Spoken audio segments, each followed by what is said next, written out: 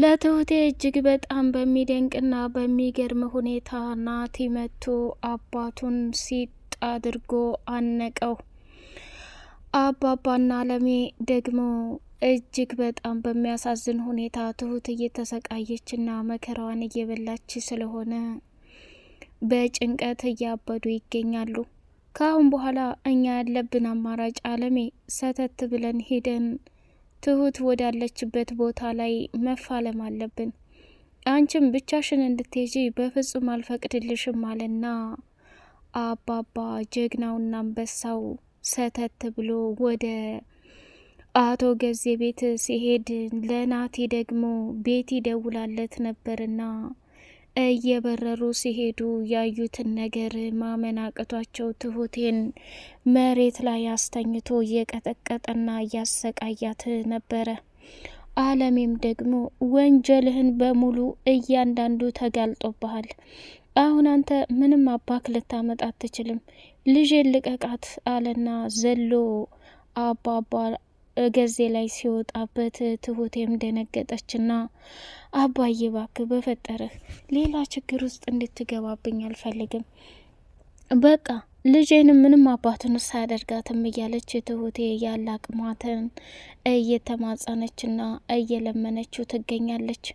ከዛ በመቀጠል በጣም በሚያሳዝንና በሚገርም ሁኔታ ወይኔ ጉዴ የዘንድሮ ፈተናና ስቃይ በጭራሽ ሊያልቅልን አልተቻለም። እንግዲህ ያለኝ አማራጭ ምንድን ነው?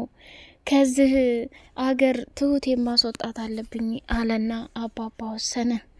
አለሜም ደግሞ በጭራሽ ትሁቴ እኔ በህይወት እያለሁኝ ከተወለደችበትና ካደገችበት ሀገር በፍጹም እንድትሰቃይም ሆነ ካንተ እርቃ ሌላ ነገር እንዲፈጠር አልፈልግም። ይቅርታ መቼም ይሁን መቼም እጅግ በጣም ጥሩ ሰውና መልካም ሰው ነህ፣ የትሁቴ አባት በጣም ትለያለህ ብላ አመሰጋገነችው። ትሁቴም እንግዲህ ሽምጥጥ አድርጋ አቶ ገዜ በልጇ እያሰቃያትና እየቀጠቀጣት ሳለ እሷ ግን በፍጹም ምንም ነገር መናገርም ሆነ ማውራትም አልፈለገችም። የፈለገ ይሆናል እንጂ እኔ እውነቱን ስነግርህ አለችው ቤቲ። አንተ ክፋትና ጥግ በጣም ይለያል ገዜ። የሰው ህይወት እንደ ዶሮ መግደል እኮ ቀላል አይደለም። አለሜ በማምለጧና ከዚህ ከቤት ሩጣ በመሄዷ ከምልህ በላይ እኔ በጣም ደስ ብሎኛል እያለች አለችው። ከዛ አይደል ልሄማ ከሆነ ያንቺ እጅ በስነ ስርዓት አለበት። ቤቲ እመኒኝ፣ እኔ ነኝ ማጠፋሽ። እያንዳንዱ የምታደርጋቸው ነገሮች ዋጋና መከራ እንደሚያስከፍሉ ብታቂ ኑሮ ይህን ሁሉ ነገር እሽ ባላልሽ ነበር። አንቺ ደግሞ በጣም አደገኛና ኃይለኛ ሰው ሆነሻል። ምንድን ነው ነገሩ እንዴ? እኔና አንቺ እኮ አብረን መሆን አለብን። ይሄን ጉድና ስቃይ መከራ እየከፈልኩልሻለሁ፣ ላንቺ መሆኑ አይገባሽም እንዴ ብሎ አላት። አውቃለሁ ገዜ፣ ግን እኔ ሰው እንዲገደል አልፈልግም። አለሜንም ቢሆን ከዚህ የባሰና የበለጠ በጣም ብዙ ነገር መጉዳት እንችላለን። እንዴት ነው ምንጎዳት? እቺ ትሁት የምትባል ሴት እዚህ ቤት ከመጣይ ጀምሮ በፍጹም ምንም ሰላም እንደሌለ አውቄዋለሁ። አሁን ተመልሳ ስትመጣ ማንቁርቷን ይዤ እጠይቃታለሁ ብሎ ወሰነ። ሰላም ሰላም ሰላም! ውድ የተከበራችሁ የተወደዳችሁ የደሴው አርግ ቤተሰቦች እጅግ በጣም ተወዳጁና በጉጉት ስንጠብቀው የነበረው የትሁቴ ድራማ እንደቀጠለ ይገኛል። ቻናሉን ላይክ፣ ሰብስክራይብ እያደረጋችሁ ለምታበረታቱኝ ውድና መልካም ቤተሰቦቼ አመሰግናለሁኝ። ትሁቴ በስተመጨረሻ ያልጠበቀችውና ያላሰበችው ትልቅ መከራና ስቃይ ውስጥ ገባች።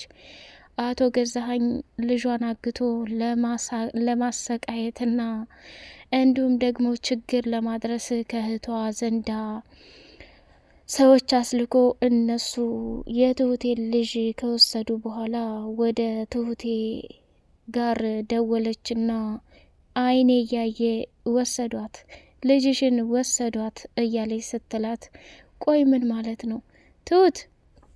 እንዴት እንደዚህ ዝም ልትይ ትችያለሽ? ምን አይነት ሰዎች ጋር ነው እየተገናኘሽው? እያለች የትሁት እህትም ከሚባለው በላይ ቀወጠችው፣ ተናደደች። ራሷን መቆጣጠር አቅቷት የምታረገው በሙሉ ግራ ገባትና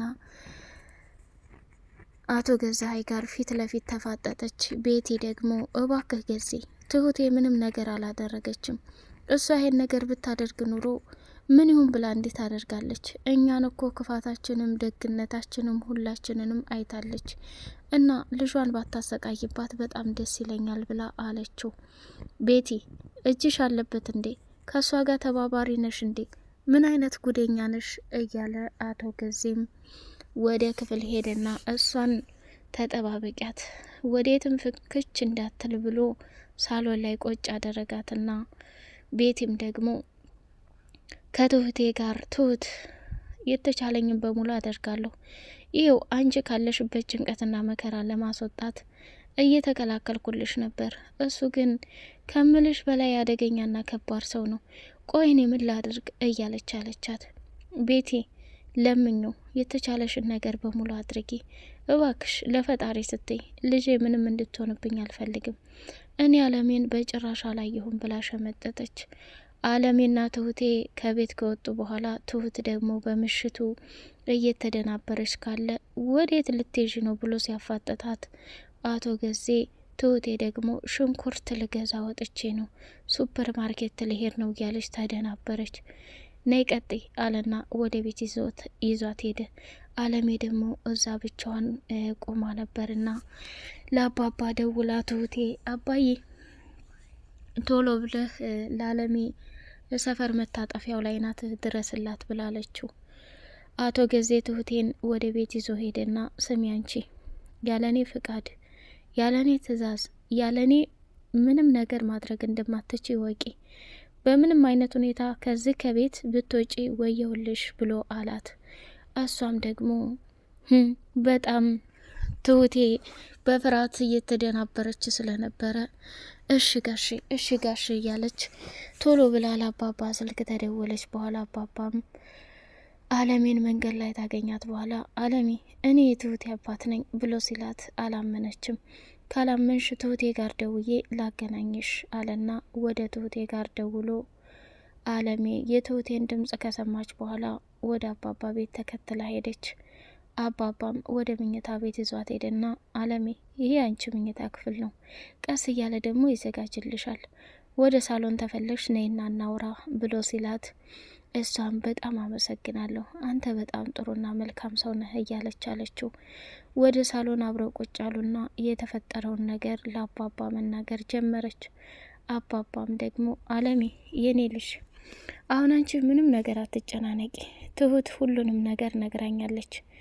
ለሚያስፈልገው ነገር በሙሉ እኛ መፍትሄ እንፈልጋለን። ይህም መፍትሄ ተጠቅመን ደግሞ አንቺ ምንም ነገር እንደማይደርስብሽ ቃል እገባልሻለሁኝ። ትሁትም ደግሞ ምንም አይነት ነገር አይደርስባትም፣ የተቻለኝም በሙሉ አደርግላታለሁኝ ብሎ አባባ ለአለሜ ከነገራት በኋላ መሄድ አለብኝ፣ እኔ አሁን በጣም እየፈራሁ ነው። ምን አለ መሰለህ፣ ምንም ቢፈጠር ምንም አሁን ትሁትን ሌላ ችግርና መከራ ውስጥ እንዲያስገቧት አልፈልግም። ልጄንም ደግሞ እንዲገሉብኝ አልፈልግም። በቃ እሷም በእኔ ምክንያትና በእኔ ችግር ህጻን ልጅ ይዛ መሰቃየት የለባትም። እነሱ በጣም ከባድና አደገኛ ሰዎች ናቸው። ገዜ ማለት ከዛች ከውሻ ሚስቱ ጋር የፈለገውን ወደ ኋላ ከማድረግ እንትን አይልም። ቆይ ችግሩ ምንድን ነው? አንቺና እሱ የተጣላችሁበት ነገር ልነግሬ ትችያለሽ አለ። ከዛ እሷም ደግሞ የተፈጠረውን ነገር በሙሉ ስትነግረው እኛ እኮ በፊት እንደዚህ ፍቅር ነበርን፣ በፊት እንዲህ ነበርን እያለች እያንዳንዱ የተከሰተውንም የተፈጠረውንም በሙሉ ትትነግረው ይገርማል። ለካ አንዳንዴ ፍቅር እንደዚህ ያልቃል እንዴ! ምን አይነት ጉር ነው! ያም ሆነ ይሄ እንግዲህ ሁሉም ነገር ለኸይር ነው። መቼም ቢሆን መቼም እንደዚህ አይነት ነገር እንትን አትበይ፣ አትጨናነቂ እያለች እውነታውን ስትነግራት መጨረሻ ላይ በጣም በሚያሳዝንና በሚገርም ሁኔታ አባባም ገዜ ያደረጋትን ነገር እያንዳንዱ እየተቃጠለና እያንዳንዱ እንትን እያለ በቃ ውስጡ በጣም ስብርብር አለ። ወይኔ ጉዴ! ዘንድሮማ ምንም ይሁን ምንም የተፈጠሩትን ነገሮች ሁሉ ተጋፍጠን ለማለፍ ብዙ ነገር ብዙ መከራና ስቃዮችን እንትን ማለት አለብን እያሉ እንትን ሲሉ መጨረሻ ላይ እንግዲህ አለሚም እንድትረጋጋና አርፋ እንድትቀመጥ ብዙ ነገር እያላት ነው። አለሜ መጨረሻ ላይ ምንም መረጋጋትም አልቻለችም። በቃ ትሁትን እህኔ እኮ ብዙ ነገር እያደረጋት ነው። ተረጋጊ አለሜ፣ ምንም ቢሆን ምንም እነሱ እኮ ትሁቴ በጣም ጥበበኛና መልካም ልጅ ናት። ምን ማድረግ እንዳለባት ጠንቅቃ የምታውቅ ልጅ ናት። ስለዚህ አሁን ቢሆን አርፈሽ ተቀመጪ፣ አንቺ ብቻ ተረጋጊ። እስከ መቼም ድረስ ቢሆን እኔ እሷን የሆነ መፍትሄ ነገር እፈልግላታለሁኝ ብሎ ሲል እሽ በቃ ብላ ውስጧ እርፍ ባይልም የሆነ በቃ እሷ ነጻነት ስለወጣችና የትሁቴ መጨረሻ በጣም አሳስቧታል። አባባም ደግሞ የኔ ልጅ አርፈሽ ተቀመጪ፣ ለሚመጡት ችግር ሁሉ በእንደዛ አይነት ምክንያት አይደለም የምትወጪው። መቼም ቢሆን መቼም የቻልኩትን ያክል መስዋዕትነት እከፍላለሁ። ከዛ በዘለለ ግን ነገርኩሽ፣ ሌላ ችግር ውስጥ ገብተሽ እድሜ ልክሽን ስታለቅሽና ስትጎጂ ማየት አልፈልግም ብሎ አባባ እውነታውን ነገራቸው ማለት ነው። እሱም በጣም በሚያሳዝንና በሚገርም ሁኔታ የልቡ መሰበርና መከፋት ከሚባለው በላይ ያሳዝናል ማለት ነው። አባባ ለአለሜ ሲል ብዙ ዋጋና መስዋዕትነት ከፈለ። አለሜም እንግዲህ በማምለጧ እጅግ በጣም ደስ ቢላት ትሁትንና ናቲን ይገላቸዋል የሚል ከባድ ችግር ውስጥ ገብታለች። ሌላውና ትልቁ ነገር ደግሞ ናቲ ትሁቴን እንደምንም ብሎ ማትረፍ አለበት፣ ገዜ የእጁን ማግኘት አለበት። የትሁቴ ልጅ ደግሞ ምንም ብትሆን ምንም ነገር መድረስ የለባትም፣ ምንም ነገር እንድትሆን አይፈለግም። ምክንያቱም ትሁቴ እውነት ለመናገር የከፈለችው ዋጋ ለአለሜ ቀላል አይደለም። በዛም ተባለ በዝህም አባባ እንደሚደርስላት እሷም ከዛ ችግር እንደምታመልጥ ግልጽ ነው። ደውላ ነበር ስልክ። ያው ናቲ መጥቶ ማንቆርቱን ይዞ እያሰቃየው ይገኛል፣ አቶ ገዜን ማለት ነው።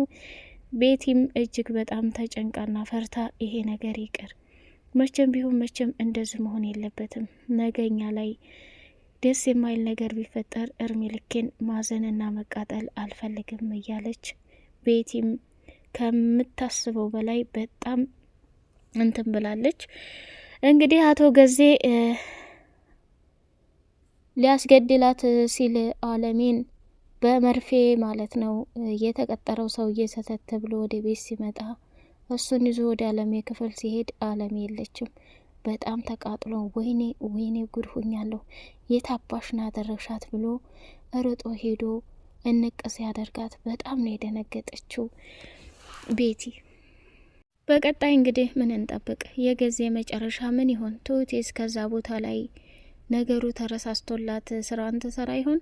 ልጇ ከታገተችበት ቦታ ላይ ለልጇ ስትል አለሜን እሷ እንዳስጠፋቻትና አባባ ቤት እንዳደረገቻት እውነታውን ታፈርጠው ይሆን የሚለውን በቀጣይ ፓርቲ የምናየው ይሆናል። እስከዛው ድረስ ሰላም አለይኩም ወራህመቱላሂ ወበረካቱሁ።